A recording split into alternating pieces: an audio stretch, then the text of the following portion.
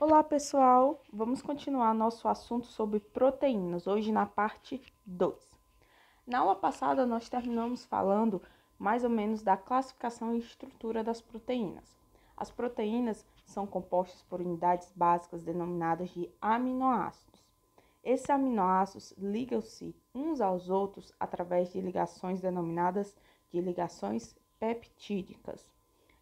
Essa ligação de um aminoácido com outro forma uma estrutura linear denominada de estrutura primária. Aqui nós vemos vários tipos de aminoácidos diferentes, cada cor é um aminoácido diferente, ligados por uma ligação em vermelho, que representa a ligação peptídica.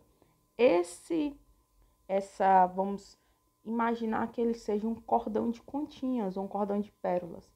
Quando esse cordão de continhas você coloca dentro de um saco, ele vai se enroscar. Então, acontece o mesmo com a estrutura das proteínas. Elas vão cada vez mais, se enroscando, se enovelando e produzindo estruturas cada vez mais complexas. Esta é a estrutura secundária, terciária, e quando várias estruturas terciárias se juntam, elas formam a estrutura quaternária. Aqui nós temos uma, duas, três, quatro estruturas terciárias formando uma quaternária. Quando nós vamos ver o processo de desnaturação, lembrem-se que a desnaturação ela pode destruir essa estrutura quaternária, terciária e a secundária, mas nunca a primária, certo? Professor, mas o que é que eu vou saber disso? É importante porque as proteínas, elas são extremamente, a função que a proteína vai ter em um alimento ou tecnologicamente na produção de alimentos, ela depende fundamentalmente da sua estrutura, tá? Se houver alguma modificação nessa estrutura aqui, se ela se modificar de alguma forma fisicamente, pode ser que essa proteína não tenha mais a função. Vamos dizer que ela tem a função de se ligar a um amido e quebrar esse amido, certo? Então, ela não vai ter mais essa função, essa capacidade de quebrar o amido. Ela não vai ter mais a capacidade de formar espuma. Ela não vai ter mais a capacidade de ser um hormônio, tá? Então, a estrutura, ela depende muito, a proteína depende muito da estrutura dela. Se houver alguma modificação, alguma alteração nessa estrutura, pode ser que a enzima perca a sua função, tá? Nós vimos também a classificação entre proteínas globulares e fibrosas. E existe outra classificação entre a função que elas desempenham. Por exemplo, as proteínas podem ter função de estrutura, como colágeno, tá? E podem ter ação como atividade microbiológica, que são as enzimas. Nós teremos uma aula só sobre isso, ainda em química de alimentos, tá? Que são enzimas, são proteínas especiais com a função de acelerar a reação em 10, 1000, 1 milhão de vezes. Então, as reações que talvez nem acontecessem nos alimentos, elas passam a acontecer. Um exemplo, aquele escurecimento que ocorre na maçã, quando você corta a maçã, ele é realizado por uma enzima denominada polifenol oxidase, tá? Mas nós vamos ver com calma esses nomes complicados, tá? Mas só saibam que existem proteínas com características especiais denominadas de enzimas. Elas também podem ter valor nutritivo, então elas fornecem aminoácidos essenciais, ou seja, aqueles vários aminoácidos que nós vimos naquela tabela grande, são exemplos de aminoácidos que são classificados como essenciais, e essencial são o nome dado às substâncias que nosso corpo necessita, mas que nós não conseguimos produzir, precisamos obter através da alimentação. Algumas das principais propriedades físicas e químicas relacionadas às proteínas. a funcionalidade, ou seja, a função de uma proteína, ela vai depender da forma, de que aminoácidos estão lá na estrutura primária e em que sequência eles estão, porque se forem os mesmos aminoácidos, mas ligados numa sequência diferente, produz uma estrutura terciária e quaternária diferente, então ele vai ter uma função diferente, tá? Depende também dos tipos de estrutura, da habilidade de reagir com outros componentes e várias outras características. Vamos destacar hoje o processo denominado de desnaturação. O que é a desnaturação? A desnaturação é a alteração da estrutura tridimensional, ou seja, aquela estrutura em 3 dimensões, lá terciária, quaternária, secundária, da molécula da proteína e, como consequente, perda de sua atividade e funcionalidade. Se ela for uma enzima, ela pode não ter mais função de uma enzima. Se ela tem a característica de produzir espuma, ela não vai ter mais essa característica, tá? Ela envolve, então, ó, como eu já tinha falado, a alteração, a modificação nas estruturas secundárias, terciárias e quaternárias, mas nunca na primária. Um destaque: desnaturar parcialmente, ou seja, não ser total, pode ser desejável dependendo do tipo de produto. Por exemplo, no pão é desejável que tenha uma desnaturação parcial das proteínas que formam a rede de glúten, que são a gliadina e a glutenina.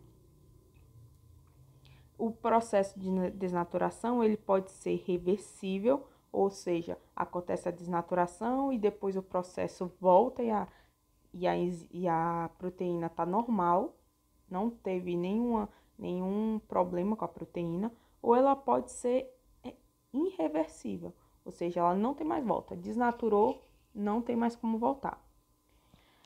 Todas as ligações peptídicas não se alteram, porque são as ligações peptídicas entre os aminoácidos que formam a estrutura primária. A estrutura primária não é modificada, e se você não teve modificação nessa estrutura primária, você não tem modificação nos aminoácidos. Então, você não tem perda dessas substâncias de caráter nutricional.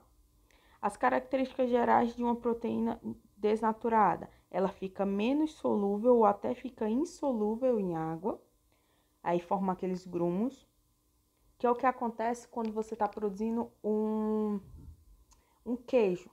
Não sei se todos já viram o processo de produção de queijo, mas irão ver em outras disciplinas. Você tem o leite, adiciona substâncias que vão causar a desnaturação das proteínas do leite. Então, elas ficam pouco solúveis na água e precipitam, formando aquela massinha.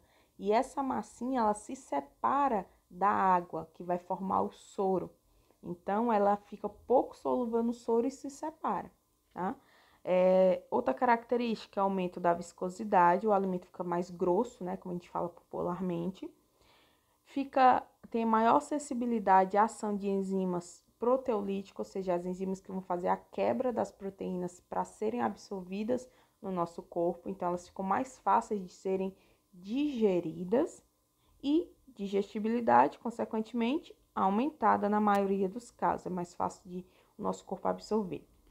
Porém, a desnaturação ela tem alguns fatores que causam esse processo. Exemplo: calor, alteração do pH, ou seja, se ele torna muito ácido ou muito básico, alteração nas concentrações salinas, ou seja, adição de muito sal ou de muito açúcar, o processo de desidratação, a adição de solventes como álcool, agitação e amassamento, que se chama cisalhamento mecânico. Então, você amassar demais, você misturar demais, por isso, todo o processo na indústria, ela tem mistura por tanto tempo. Então, tem que seguir aquilo dali para não ter problemas. Congelamento também pode causar. O congelamento, ele é irreversível, mas depende da temperatura. Por exemplo, existem enzimas que são desnaturadas a temperatura de menos 40 graus Celsius. Um exemplo aqui. Quando nós estamos... Vamos aproveitar o exemplo da maçã. A maçã, ela é escurecida, tá? Quando você corta a maçã, existe naturalmente uma proteína com característica especial de ser enzima. E o que é que essa proteína vai fazer? Ela vai entrar em contato com o oxigênio do ar, vai ser ativada e vai pegar um grupo de compostos específicos que tem naturalmente na maçã, vai transformar em substâncias de coloração escura, escurecendo assim a maçã. Mas aí quando alguém vai produzir uma salada ou um salpicão e vai colocar a maçã e a maçã não escurece, o que é que a pessoa faz? Ela adiciona os pedacinhos de maçã, algumas gotinhas de limão ou coloca em uma salmoura de açúcar. Mistura água com bastante açúcar e coloca a maçã dentro. E ela não escurece. E mesmo que você tire de lá, ela não vai escurecer mais. Por quê? Porque você desnaturou a enzima. Ou seja, você modificou com o limão o pH, tornou o ambiente mais ácido, você alterou a quantidade de concentração salina, ou seja, você adicionou muito açúcar concentrado ali, então proporcionou a desnaturação. Se ela desnaturou, ela perdeu a sua função, então ela não vai mais produzir compostos de coloração escura. Aqui uma foto só para ilustrar, você teria uma proteína, olha, bem enroladinha da forma original, ela passa pelo processo de desnaturação e modifica a sua estrutura. Olha a diferença dessa estrutura desnaturada para ela original. Então, mexe na forma estrutural tridimensional da proteína. Um exemplo, também bem prático, a aglutinação e a precipitação das proteínas albuminas que estão presentes na clara do ovo. Quando nós temos o ovo não cozido, a clara é transparente e bem líquida. Após ela ser aquecida, lembre-se que calor é dos fatores que podem causar desnaturação. Então, a gente tem a modificação da cor, ela fica esbranquiçada, e também da viscosidade, ela fica sólida, antes era líquida. Pode ocorrer também, com álcool, tá? Isso, concentrações altas de álcool também podem gerar desnaturação, só que não são tão eficientes e tão rápidas como o calor. Atenção, não brinquem com álcool, tá? Aqui é um exemplo teórico ilustrativo. Não realizem nenhum procedimento com álcool. Atenção. Propriedades funcionais, tá? Você tem que conhecer todas as propriedades das proteínas para identificar onde eu vou aplicar essa proteína, porque além da parte nutricional das proteínas, nós temos a parte tecnológica ou funcional, que eu vou pegar essa proteína para ela ter função em outro produto, certo? Então, a proteína ela é muito mais além do nutricional. Por exemplo, lá nos carboidratos, nós sabemos que o corpo humano precisa de carboidrato para o seu bom funcionamento, para obter energia, por exemplo. Mas nós também usamos os carboidratos para fornecer sabor doce, ou seja, nos aproveitar do poder do corante dos carboidratos simples para poder proporcionar o gosto doce. Isso é uma função tecnológica dos carboidratos.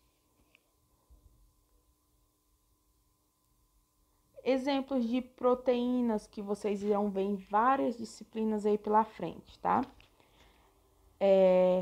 Nos pães, nós temos as proteínas que vão produzir uma rede elástica denominada glúten. O glúten ele é formado por duas proteínas, a gliadina e a glutenina. Repetindo, a gliadina e a glutenina. Essas duas proteínas juntas, com a presença de água e trabalho mecânico, ou seja, a sova que você faz na massa manual ou com um equipamento, como uma batedeira ou uma masseira profissional de padaria, eles vão proporcionar a produção do glúten, que é uma rede elástica que vai permitir a massa do pão esticar de acordo com que ela vai fermentando. O processo de fermentação do pão produz gás carbônico, CO2, e esse gás fica retido na massa. Se a massa não tivesse a rede de glúten que é elástica, ela não ia aguentar, ia liberar esse gás. E esse gás e essa capacidade de segurar esse gás na massa que faz com que o pão fique fofinho e leve, não fique uma massa pesada. Nós veremos bastante isso na disciplina de tecnologia de cereais de panificação, que será administrada por mim, provavelmente. Também temos outros exemplos de proteínas. Proteínas relacionadas às proteínas que fazem a contração muscular, tanto nossa como dos animais, a quitina e a miosina, tá? Temos também as proteínas do leite e seus derivados, como exemplo de uma proteína principal, só que não existe só ela, existem outros. Mas a principal é a caseína, lembrem, caseína é proteína. A principal carboidrato ou açúcar do leite é lactose, certo? Então, lactose é o açúcar e a caseína é a principal proteína. E na clara do ovo nós temos a albumina, a principal, não a única, mas a principal proteína da clara do ovo é a albumina. Bom, aqui algumas referências utilizadas para esta aula. Até a próxima aula. Resolva os exercícios, reveja o material, envie suas dúvidas e até a próxima aula. Tchau, tchau!